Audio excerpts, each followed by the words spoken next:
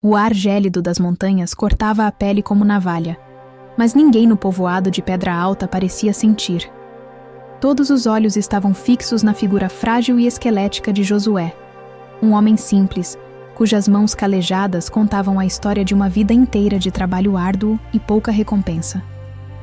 Ali, no centro da praça poeirenta, sob o sol pálido do meio-dia, uma forca improvisada se erguia como um monumento à crueldade humana. A corda áspera já repousava no pescoço de Josué, um contraste terrível contra sua pele queimada de sol e marcada pela fome. O seu crime, murmurado com um misto de desprezo e falsa piedade pela multidão, fora roubar alguns pedaços de pão. Pão para alimentar seus 2 filhos pequenos, cujos choros famintos ecoavam em sua alma mais alto do que qualquer acusação. O povoado, liderado pelo punho de ferro do coronel Amâncio, o dono de quase tudo que a vista alcançava, se reunia para o espetáculo. Murmuravam sobre justiça, sobre a necessidade de dar o exemplo, sobre pecado. O coronel observava tudo do alpendre de sua imponente casa, um sorriso satisfeito nos lábios finos, enquanto o delegado Borges, seu capanga leal, ajeitava a corda com uma eficiência assustadora. O que coronel Amâncio não sabia era que aquele ato de tirania seria o estopim de sua própria ruína. Ele acreditava estar consolidando seu poder, mostrando a todos quem mandava em Pedra Alta. A ironia era brutal, pois naquele exato instante, o destino já tecia uma teia complexa para lhe cobrar cada gota de arrogância. Ele via apenas um lavrador miserável, um ladrão insignificante cujo fim serviria de entretenimento e aviso. Não podia imaginar que, nos fios invisíveis que conectam as vidas, a sua estava prestes a se enlaçar para sempre com a daquele homem condenado, de uma forma que destruiria seu mundo. A cada segundo que passava, a cada olhar de desprezo que lançava a Josué, Amâncio selava seu próprio veredito. A forca não era apenas para Josué, era um cadafalso que o próprio coronel construía para sua fortuna e sua honra. Logo ele pagaria caro por sua crueldade, e a vida o faria pagar por cada lágrima que escorria silenciosamente pelo rosto do pai desesperado. Ninguém ali podia imaginar que a salvação de Josué e a condenação de Amâncio viriam na forma de uma mulher. Uma jovem viúva cuja força silenciosa estava prestes a abalar os alicerces daquela cidade esquecida por Deus.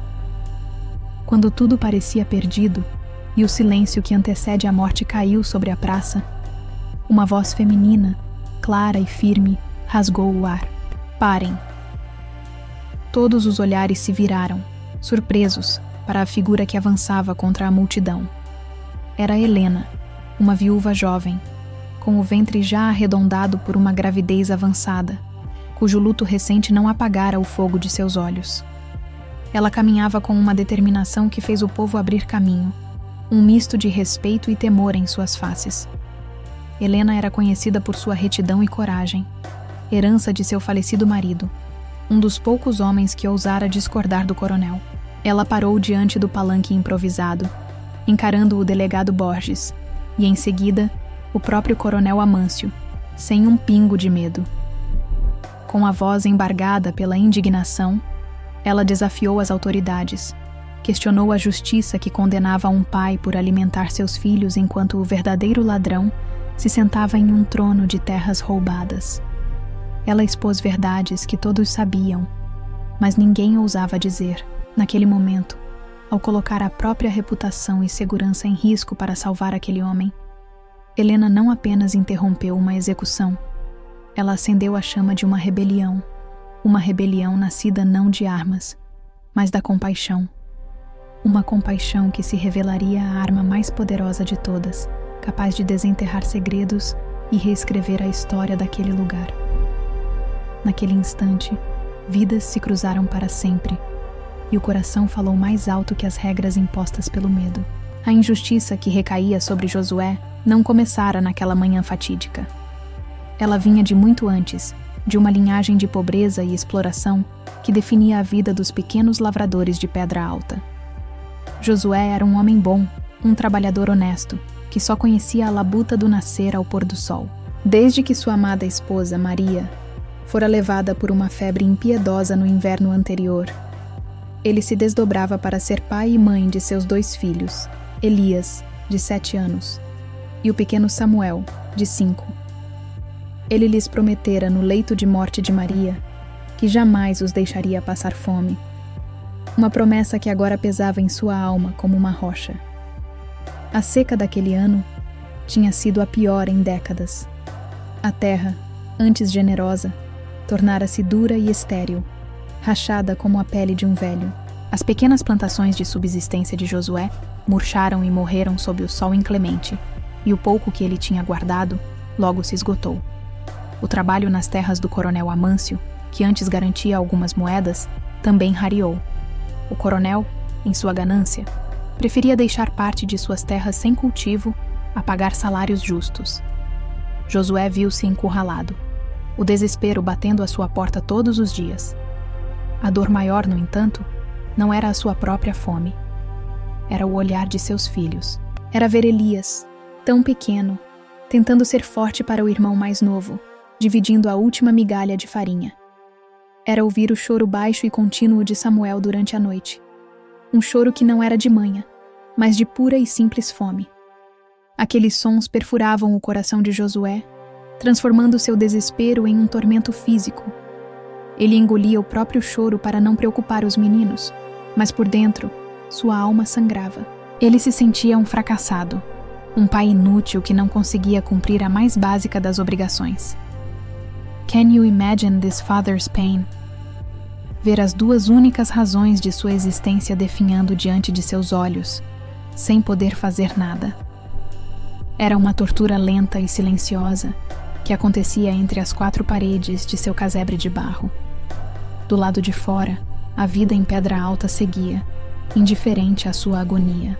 Humilhado, mas movido pela imagem dos rostos pálidos de seus filhos, Josué engoliu o orgulho e foi até a casa grande do coronel Amâncio para pedir ajuda.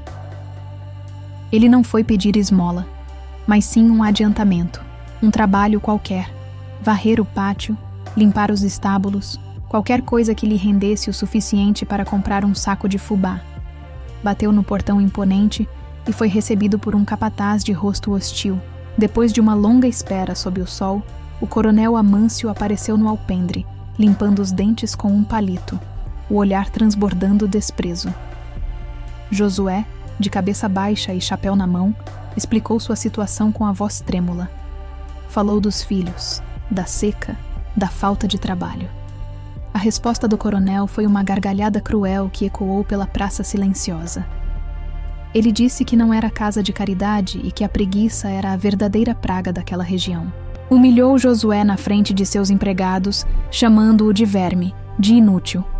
Se não sabe sustentar suas crias, não as tivesse feito, escarneceu Amâncio, antes de lhe virar as costas e ordenar ao capataz que o pusesse para fora. Josué saiu dali com a alma em frangalhos, as palavras do coronel queimando em seus ouvidos. A crueldade do homem rico era uma muralha intransponível. Sua próxima tentativa foi com o delegado Borges. Talvez a autoridade da cidade tivesse alguma compaixão. Foi um erro ainda maior. O delegado, um homem subserviente aos interesses do coronel, tratou-o como um criminoso em potencial. Disse que a vadiagem era o primeiro passo para o roubo e que estava de olho nele. Ameaçou prendê-lo se continuasse importunando as pessoas de bem. Josué percebeu, com um calafrio, que em Pedra Alta, a lei e a crueldade andavam de mãos dadas. Não havia a quem recorrer. O padre da pequena igreja, um homem idoso e amedrontado, ofereceu-lhe apenas preces e palavras de consolo, dizendo que Deus proveria. Mas Deus parecia estar muito longe, e a fome de seus filhos estava ali, presente, real e devastadora. Cada porta fechada, cada palavra de desprezo, empurrava Josué cada vez mais para o abismo. Ele se sentia invisível, um espectro vagando por uma cidade de corações de pedra. Se ao menos eles soubessem a verdade sobre aquele lugar, sobre as fundações podres sobre as quais a fortuna do coronel fora construída. Mas a verdade estava enterrada sob camadas de medo e tempo, e Josué era apenas mais uma de suas vítimas. Naquela noite, o choro de Samuel tornou-se febril. O menino tremia de fraqueza.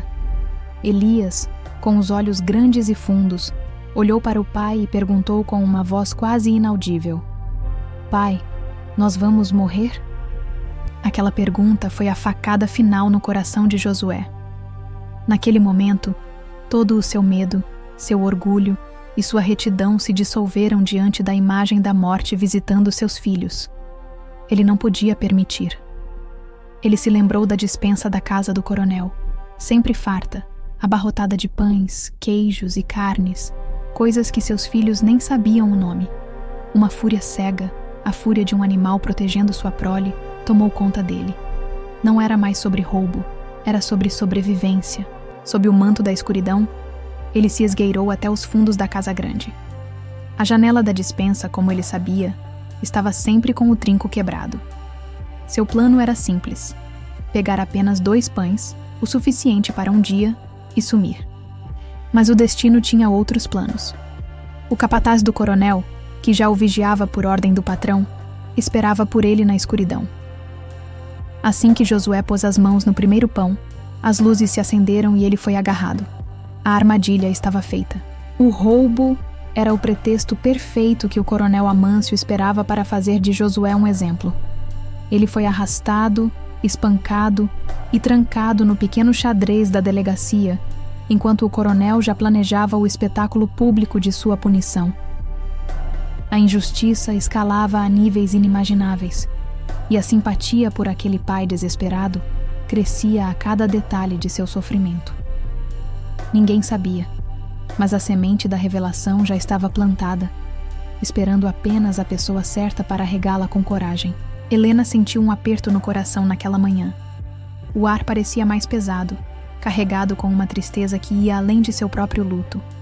Da janela de sua pequena, mas arrumada casa, ela ouviu os burburinhos que vinham da praça. Falavam de um ladrão, de uma forca, de justiça.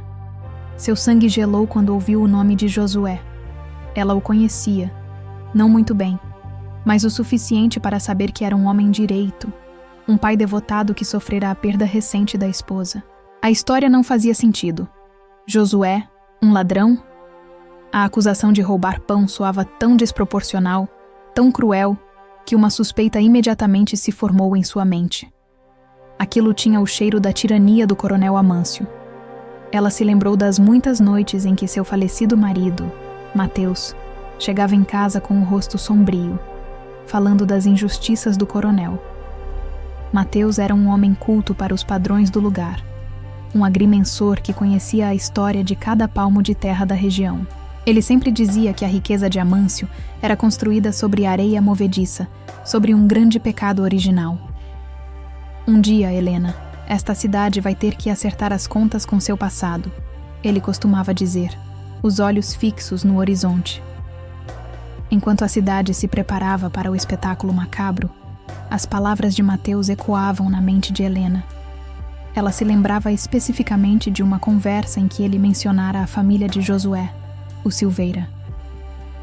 Eles foram os primeiros, Helena, os fundadores. Tudo isso aqui era deles, dissera Mateus, apontando para as terras que hoje pertenciam ao coronel. A história, segundo ele, era que o pai do coronel Amâncio, um homem tão ardiloso quanto o filho, havia enganado o avô de Josué, um homem simples e analfabeto, com um contrato falso, tomando posse de tudo. Era uma história antiga, quase uma lenda, que o medo havia transformado em sussurro. Mas Mateus não lidava com lendas. Ele lidava com fatos, com documentos. Movida por um impulso que ela não sabia explicar, uma força que parecia vir de seu filho ainda não nascido, Helena foi até o velho baú de madeira onde guardava as coisas mais preciosas de seu marido. Ali, entre livros antigos e ferramentas de medição, estava uma pasta de couro gasta pelo tempo. Ela nunca a abrira, por respeito à memória dele. Mas naquele momento, sentiu que precisava. Suas mãos tremiam enquanto desfazia as amarras. O que encontrou lá dentro a deixou sem ar. Não eram apenas anotações. Eram provas. Havia um mapa antigo da região, desenhado à mão, com as divisas originais das terras do Silveira. E por baixo de tudo, protegida por um papel oleado, estava ela. Uma cópia da escritura original da terra, datada de mais de um século, com o nome de Inácio Silveira, o trisavô de Josué, como o único e legítimo proprietário. A área descrita no documento englobava não apenas as melhores terras de plantio, mas o próprio local onde a casa do coronel Amâncio fora construída. O coração de Helena batia descompassado. A injustiça era muito maior do que ela imaginava. Josué não era apenas um homem faminto. Ele era o herdeiro despojado de tudo. E o homem que o condenava era o neto do ladrão que iniciara sua miséria. A ironia era tão cortante que chegava a ser perversa. O coronel ia enforcar um homem por roubar um pão de uma despensa construída em uma terra que fora roubada de sua família. Era a suprema arrogância, a suprema crueldade. Mas a revelação mais chocante ainda estava por vir. No fundo da pasta, havia um envelope amarelado pelo tempo. Dentro, uma carta. A caligrafia era rebuscada, difícil de ler, mas Helena persistiu.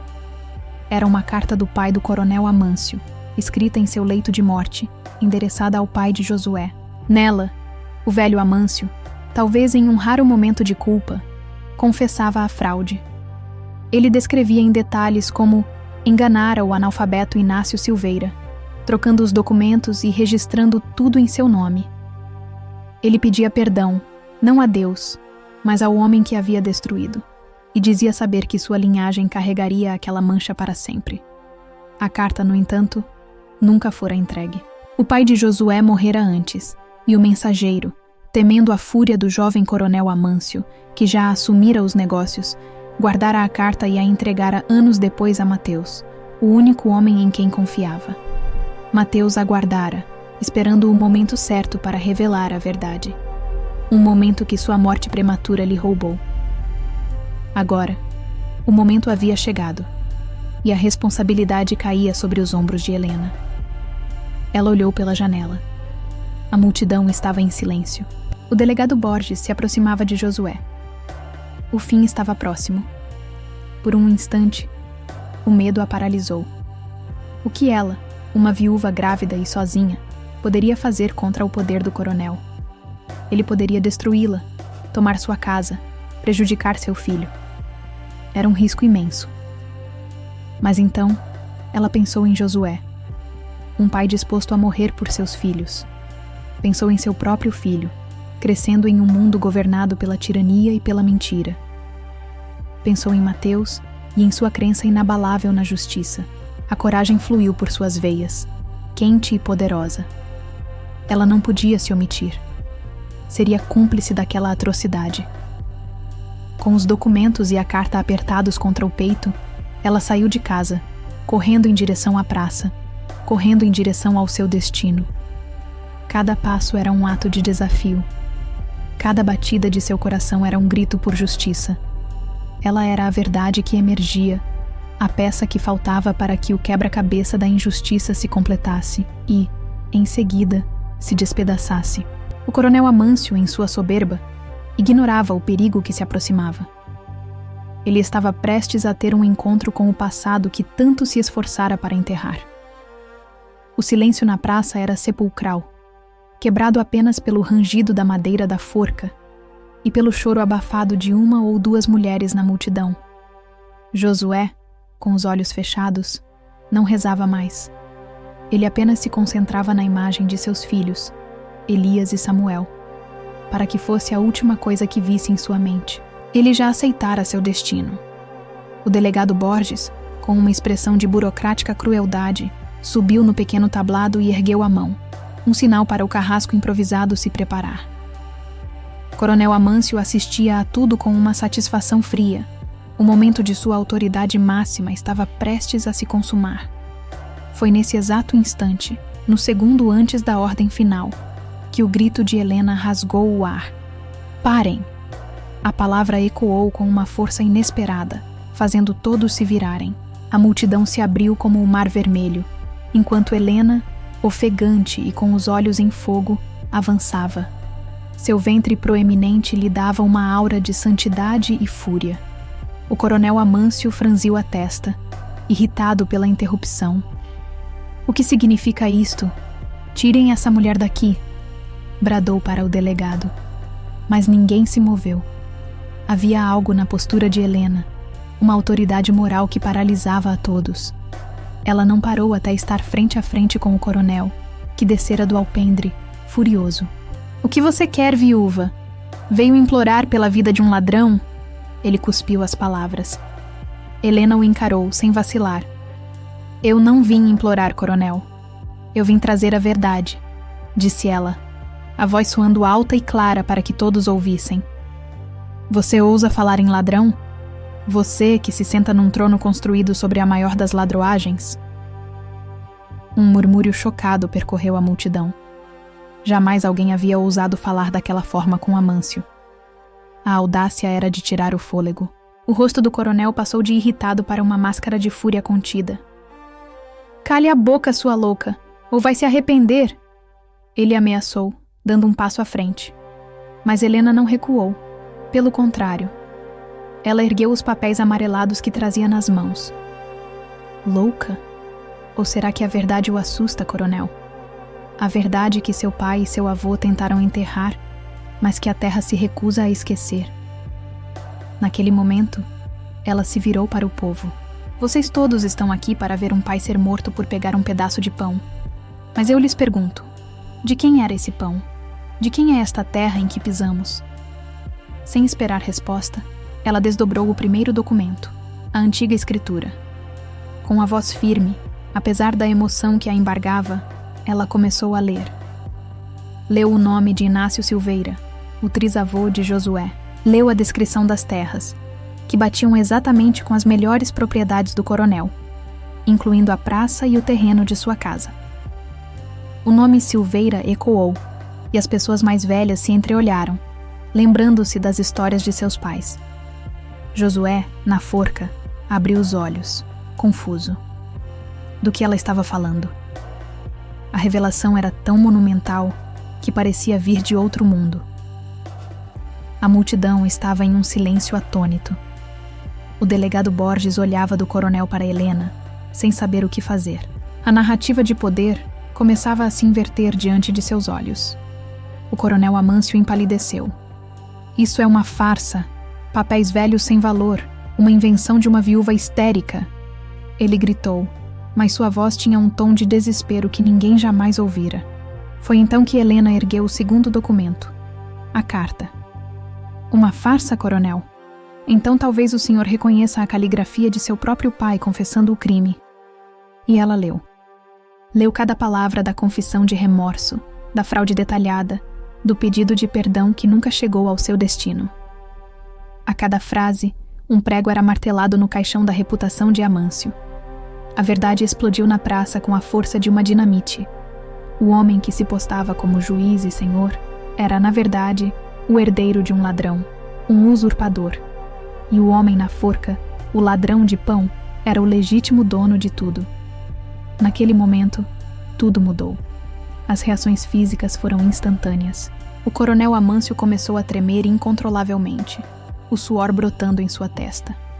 Seus olhos iam dos papéis na mão de Helena para os rostos da multidão, que agora não refletiam mais medo, mas sim desprezo e raiva.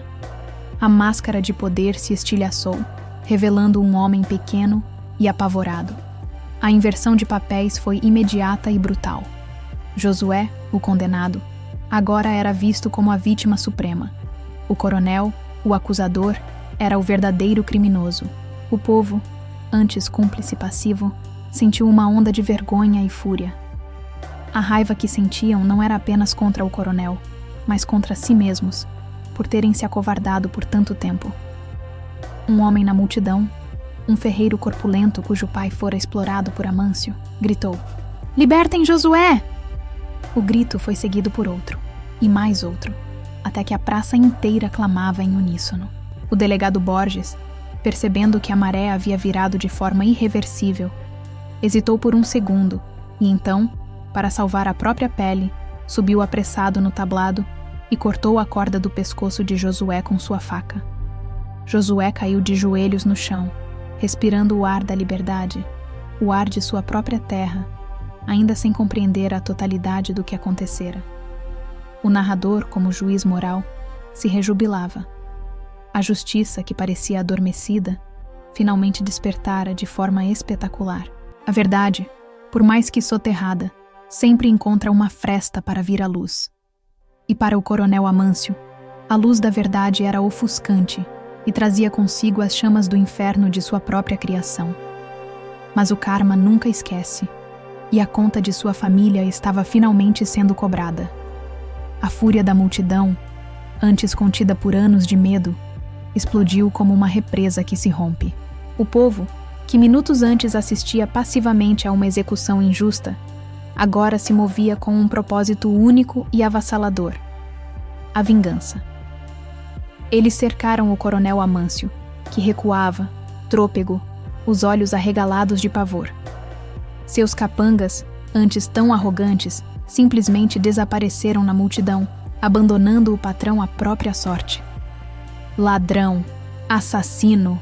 Gritavam as pessoas, atirando-lhe terra e pedras. A humilhação pública era total e implacável. O homem que controlara suas vidas com mão de ferro era agora um rato acuado, provando do mesmo medo que impusera aos outros por tanto tempo. A vida o faria pagar por cada lágrima, por cada humilhação, por cada centavo roubado. A cena era a mais pura e poética justiça. O poderoso, agora fraco. O juiz, agora réu. O opressor, agora a vítima do ódio que ele mesmo plantou. Can you believe such cruelty, turning back on its master? Nesse momento de caos, uma figura se destacou. O velho padre da cidade, que sempre andara de cabeça baixa e falara em sussurros, abriu caminho entre a multidão. Com uma dignidade recém-descoberta, ele parou ao lado de Helena e tomou os documentos de sua mão. Erguendo a carta de confissão, ele falou com uma voz que surpreendeu a todos por sua força. Eu confirmo cada palavra que esta mulher corajosa disse, declarou ele. O mensageiro que deveria entregar esta carta me procurou anos atrás, aterrorizado. Eu guardei este segredo por medo, e que Deus me perdoe por minha covardia. Mas hoje, a verdade foi dita. A terra é do Silveira. A justiça deve ser feita. A confirmação do padre foi o selo final na condenação de Amâncio. A autoridade moral da igreja, mesmo que tardia, legitimou a revolta popular. Enquanto isso, um jovem que trabalhava no único telégrafo da cidade, movido pela coragem de Helena, já havia despachado uma mensagem para a capital, relatando não apenas a tentativa de execução ilegal, mas também a descoberta da fraude massiva de terras. A ajuda estava a caminho. Não demorou muito. 2 horas depois, quando o povo ainda mantinha o coronel Amâncio e o delegado Borges acuados no coreto da praça, a poeira na estrada anunciou a chegada de viaturas da Polícia Estadual e de um oficial de justiça. A cena que encontraram foi surreal. Um homem rico e poderoso, humilhado e sujo, sendo guardado por seus ex-subordinados. Helena, ao lado de um Josué ainda atordoado, apresentou as provas ao oficial de justiça, que as analisou com seriedade. A escritura e a carta, junto com o testemunho do padre e da própria Helena, eram irrefutáveis. A prisão de Amâncio foi decretada ali mesmo, na praça que ele considerava sua. Os policiais o algemaram na frente de todos. A imagem do coronel, antes intocável, sendo levado como um criminoso comum, foi gravada a ferro e fogo na memória da cidade. Seu pedido de clemência foi negado. Suas súplicas por perdão foram recebidas com escárnio. O delegado Borges, por sua cumplicidade e abuso de autoridade, também foi preso. A justiça, a verdadeira justiça, finalmente chegara à Pedra Alta. Nos meses que se seguiram, o império de Amâncio desmoronou. Suas contas foram congeladas, suas propriedades interditadas, até que a questão da posse fosse legalmente resolvida. A investigação revelou uma teia de corrupção, suborno e exploração que ia muito além da fraude original. Outras famílias se apresentaram com histórias de terras tomadas à força, de dívidas fraudulentas. Os poucos aliados que Amâncio tinha viraram-se contra ele, testemunhando em troca de penas mais brandas. Seu castelo de cartas, construído com ganância e medo, ruiu com um sopro. A sentença foi exemplar. Coronel Amâncio foi condenado a uma longa pena por fraude, formação de quadrilha, cárcere privado e tentativa de homicídio. Ele perdeu tudo o que valorizava: sua riqueza, seu poder, seu nome. Foi reduzido à insignificância de um número em um uniforme de presidiário. Enquanto isso, a justiça restituía a Josué o que era seu por direito. Não foi um processo rápido, mas com a ajuda de defensores públicos enviados da capital e a pressão da mídia que cobriu o caso escandaloso, a antiga escritura foi validada. Josué foi declarado o legítimo herdeiro das terras do Silveira. O homem que quase fora enforcado por roubar um pão, agora era o homem mais rico da região. A vingança do destino era completa, e o narrador saboreava cada detalhe da queda do tirano. Karma, de fato, nunca esquece um endereço. O tempo, que antes se arrastava em pedra alta sob o peso da opressão, passou a correr leve e promissor. 5 anos se passaram desde o dia em que a coragem de uma mulher e a revelação de uma verdade antiga mudaram tudo. A cidade não era mais a mesma. Onde antes havia medo, agora havia esperança. Onde havia miséria, agora havia trabalho e dignidade. Josué, o humilde trabalhador que o destino transformara em dono de suas terras, não se deixou corromper pelo poder ou pela riqueza. Pelo contrário, ele usou sua nova posição para curar as feridas da comunidade. Ele lembrou-se da fome, da humilhação, do desespero, e jurou que ninguém em Pedra Alta passaria por aquilo novamente. A Casa Grande do Coronel, antes um símbolo de tirania, foi transformada em uma escola e um centro comunitário. As terras mais férteis, em vez de servirem a um único mestre, foram organizadas em uma cooperativa agrícola, onde as famílias trabalhavam juntas, dividindo os lucros de forma justa. Josué liderava pelo exemplo, com as mesmas mãos calejadas de antes, agora ajudando a construir um futuro melhor para todos. E ao seu lado, sempre, estava Helena. A bravura daquele dia na praça forjou um laço inquebrável entre eles. O respeito mútuo floresceu em um amor profundo e sereno. Eles se casaram 1 ano após a reviravolta, em uma festa simples que envolveu toda a cidade. Juntos, criavam seus 3 filhos, Elias e Samuel, agora meninos fortes e bem alimentados que não conheciam mais a fome, e a pequena Maria, a filha de Helena e Mateus, que Josué amava como se fosse sua.